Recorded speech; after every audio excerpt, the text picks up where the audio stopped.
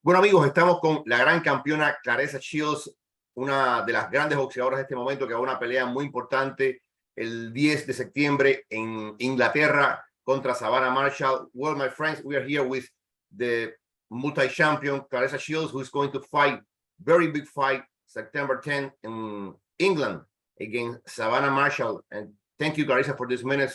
It's been 10 years since you been in the ring with Savannah Marshall. What happened in 10 years for you, Claressa? How do you describe your growing in 10 years, since that moment to that moment? You know, I think that 2012 was needed, you know, just the amateur loss to her, but I definitely left it where it was at, and I continue to look forward because I won the Olympics 3 months later after that, you know, after my only defeat in boxing. I just continue to train harder, get better, get stronger, get wiser.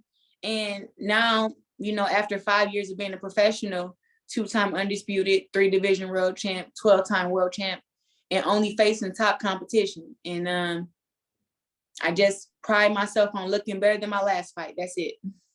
And when you analyze her career, how do you see the curve, the growing of Savannah Marshall? Do you think it's really growing or being stagnant in his career? I don't really pay much attention to other champions' career. You know what I'm saying? I just look at the facts. And the facts are she's fought against low opposition. She's knocked out a lot of welterweights, you know, and we fight at middleweight. So you go look on BoxRec, she's fought against girls who were coming up from 147 and 154. And even, you know, some girls are 135 coming up and fighting against her on on 3 weeks notice, 3 days notice. So, you know, with her record being, 12-0 with 10 knockouts, the knockouts are there, but she hasn't really faced top opposition. And I am the top of the top opposition. And for her to get through me, it's going to take a lot. And she's not experienced enough, but that's what we will find out September 10th. How much that loss fuels you? How much that loss pushes you to be better, to be the boxer that you are today? You know what? It really wasn't about the loss. It was about me looking forward, you know, just me being a believer in God. He had already revealed to me that I would be Olympic champ, you know, and it was hard to see that vision after taking the loss to Savannah Marshall. But I just kept believing, and I knew that without the loss, I wouldn't be as great as I am, because it made me train harder. It made me focus better. It made me just really just train so hard to where it's like, you know what, since I felt like I was robbed in that fight, I went back to the gym and I said, you know what, if I can't get the decision over these girls, one, I'm either going to beat the hell out of them or I'm going to knock them out. And that's how hard I've been training ever since. So, you know, knockouts matter, but they don't matter a whole lot to me. If you can go out there and a girl can have a 10-week training camp for you, a 6-week training camp for you, and then you go out there and you beat her up 10 rounds, she don't win a round, that is a knockout to me. Yeah. And if her coach or her corner really cared about her, they would have threw the towel in round 7, round 8. When you see like, okay, there is no way that she's going to come back in this fight and win this. So I've destroyed a lot of girls. Actually, I believe all of them by unanimous decision.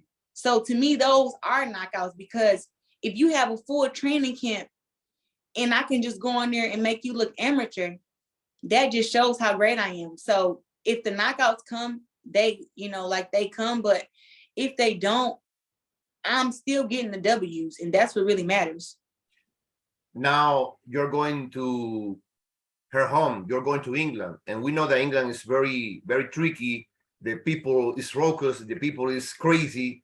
How is the mental process for you? And I know that you're being in a big scenarios, but how is the process to separate yourself from this surrounding? It's actually important to embrace the surrounding and embrace the controversy. I'm not a person to back down from challenges, you know, so I'm not intimidated by the crowd or intimidated by fans. I'm not intimidated that we're in the UK. I spent all of my amateur career traveling around the world, dethroning champions, fighting against the best. You know, I didn't just win the Olympics in London, but I won the Olympics again in Brazil. So, you know, I've been able to fight all over the world, you know, South Korea, Kazakhstan, Puerto Rico, Mexico, Russia, Poland, wherever you can think about, I have been there to fight. So it doesn't, to me, a ring is a ring, but I'm going to embrace the fans, those who are against me, those who are for me. And it is what it is. It's boxing, you know, it's boxing, but I know that once those lights come on, I'm gonna click on and do what I do best. We know the story. One of the most decorated, not the most decorated boxer of all time, women history, two-time Olympic champion. What this undisputed title would mean to you? Is something different from the other titles, or this will be a special meaning for you? You know what? It'd be special for me because, you know, the only girl that beat me in the amateurs, you know, to be able to show the world that was a fluke. Like, if you're going to look for the fight on the internet with me and Savannah Marshall when we were amateurs, you cannot find it. It's not there. Since when have you hid an amateur fight? Since when have you not posted an amateur fight?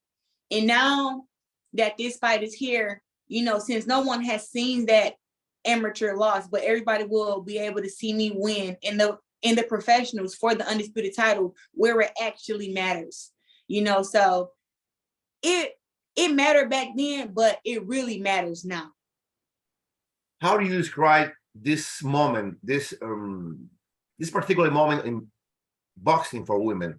You think it's growing, it's better for you? We know that you were to PFL, and for the record, I love your participation in PFL. I think that with more training, you can do more in PFL, but well, that's another story. That's another story. How do you describe the moment for you, for the women in boxing?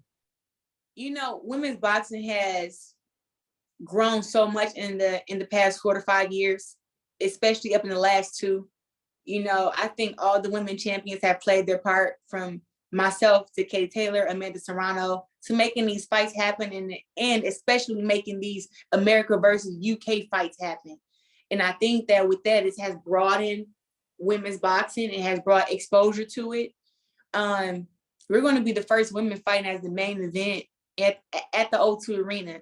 And you can ask anybody who knows me that I've always said that I'm going to be big enough to fight anywhere in the world. So after I conquer the O2 Arena and conquer Savannah Marshall, I want to go fight in Africa. You know, I want to go fight in Abu Dhabi. Like, those are things that are on my vision board. And this is just the beginning. But women's boxing is definitely picking up. The pay is going up. The exposure is going up.